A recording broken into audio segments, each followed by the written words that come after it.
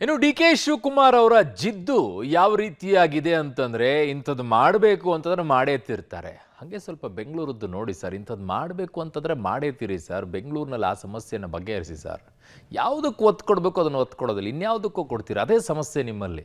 ನೋಡಿ, ಈಗ ರಾಮನಗರ ಹೆಸರಿಗೆ ಬೆಂಗಳೂರು ದಕ್ಷಿಣ ಅಂತ ಇಡಬೇಕಾಗಿತ್ತು, ಅದನ್ನು ಕೇಂದ್ರಕ್ಕೆ ಕಳಿಸಿದ್ರು, ಕೇಂದ್ರದವರು ಒಪ್ಕೊಳ್ಳಿಲ್ಲ. ಹಾಗಾಗಿ ಇವತ್ತು ಸಂಪುಟದಲ್ಲಿ ನಿರ್ಧಾರ ಮಾಡಿಬಿಟ್ಟು ಬದಲಾವಣೆಯನ್ನು ಮಾಡಿಬಿಟ್ರು. ಏನಾಯಿತು ಇದರಲ್ಲಿ ಬೆಳವಣಿಗೆ? ಸಿದ್ದರಾಮಯ್ಯನವ್ರಿಗೂ ಒಂದು ಮೆಸೇಜ್ ರೀ ಇದು.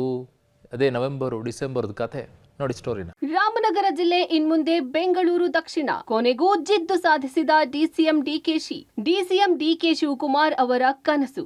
ರಾಮನಗರ ಜಿಲ್ಲೆಯ ಹೆಸರು ಇಂದಿನಿಂದಲೇ ಬೆಂಗಳೂರು ದಕ್ಷಿಣ ಜಿಲ್ಲೆಯಾಗಿ ಮರುನಾಮಕರಣಗೊಂಡಿದೆ. ಈ ಹಿಂದೆಯೇ ಕ್ಯಾಬಿನೆಟ್ ಸಭೆಯಲ್ಲಿ ನಿರ್ಧರಿಸಲಾಗಿತ್ತು. ಕೇಂದ್ರ ಸರ್ಕಾರಕ್ಕೂ ಶಿಫಾರಸು ಮಾಡಲಾಗಿತ್ತು. ಕೇಂದ್ರ ಗೃಹ ಇಲಾಖೆ ಯಥಾಸ್ಥಿತಿ ಮುಂದುವರಿಸುವಂತೆ ಪತ್ರದ ಮೂಲಕ ಸೂಚಿಸಿತ್ತು. ಡಿಕೆ ಶಿವಕುಮಾರ್ ಪಟ್ಟು ಹಿಡಿದಿದ್ದರಿಂದ ಮತ್ತೆ ಕ್ಯಾಬಿನೆಟ್ಗೆ ತಂದು ರಾಮನಗರವನ್ನು ಬೆಂಗಳೂರು ದಕ್ಷಿಣ ಎಂದೇ ಘೋಷಿಸಲಾಗಿದೆ. ಕ್ಯಾಬಿನೆಟ್ನಲ್ಲಿ ಮಹತ್ವದ ತೀರ್ಮಾನ ಮಾಡಲಾಗಿದೆ ಅಂತ ಡಿಸಿಎಂ ಡಿಕೆ ಶಿವಕುಮಾರ್ ಹೇಳಿದ್ದಾರೆ. ಅಲ್ಲದೆ ರಾಮನಗರವೇ ಹೆಡ್ ಕ್ವಾರ್ಟರ್ಸ್ ಆಗಿರಲಿದೆ ಎಂದರು. ಇವತ್ತಿಂದ ಬೆಂಗಳೂರು ರಾಮನಗರ ಜಿಲ್ಲೆ ಹೆಡ್ ಕ್ವಾರ್ಟರ್ಸು ರಾಮನಗರದಲ್ಲೇ ಇರ್ತದೆ. ಮೂಲ ಅದು ಬೆಂಗಳೂರು ಜಿಲ್ಲೆ ಆಗಿತ್ತು.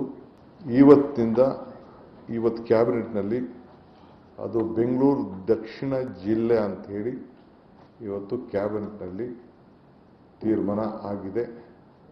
ಇವತ್ತು ಅದು ಸಂಬಂಧಪಟ್ಟಂತೆ ಆದೇಶ ಕೂಡ ಬರ್ತದೆ. ಇದೊಂದು ಸಂತೋಷವಾದಂಥ ವಿಚಾರ ನಮ್ಮ ಬೆಂಗಳೂರು ದಕ್ಷಿಣ ಜಿಲ್ಲೆಗೆ. ಇದನ್ನು ಹೇಳಲಿಕ್ಕೆ ಬಯಸ್ತೇನೆ. ರಾಮನಗರದ ಹೆಡ್ ಕ್ವಾರ್ಟರ್ಸು ಫಂಕ್ಷನಿಂಗಲ್ಲಿ ಯಾವ ಥರದ ಬದಲಾವಣೆ ಕೂಡ ಇರುವುದಿಲ್ಲ, ಅದಾಗಲು ಮುಂದುವರಿದಿದೆ. ರಿಯಲ್ ಎಸ್ಟೇಟ್ ದಂಧೆಗಾಗಿ ಹೆಸರು ಚೇಂಜ್, ಲೂಟಿಗೆ ಏನು ಬೇಕು ಅದನ್ನು ಮಾಡ್ತಿದ್ದಾರೆ. ಸರ್ಕಾರದ ನಡೆಗೆ ಬಿಜೆಪಿ ನಾಯಕರು ನಿಗಿ. ರಾಮನಗರ ಜಿಲ್ಲೆಗೆ ಬೆಂಗಳೂರು ದಕ್ಷಿಣ ಎಂದು ಮರು ನಾಮಕರಣ ಮಾಡಿರೋದಕ್ಕೆ ರಾಜ್ಯ ಬಿಜೆಪಿ ವಿರೋಧ ವ್ಯಕ್ತಪಡಿಸಿದೆ. ರಿಯಲ್ ಎಸ್ಟೇಟ್ ದಂಧೆಗಾಗಿ ರಾಮನಗರ ಜಿಲ್ಲೆ ಹೆಸರು ಬದಲಾಯಿಸುತ್ತಿದ್ದಾರೆ.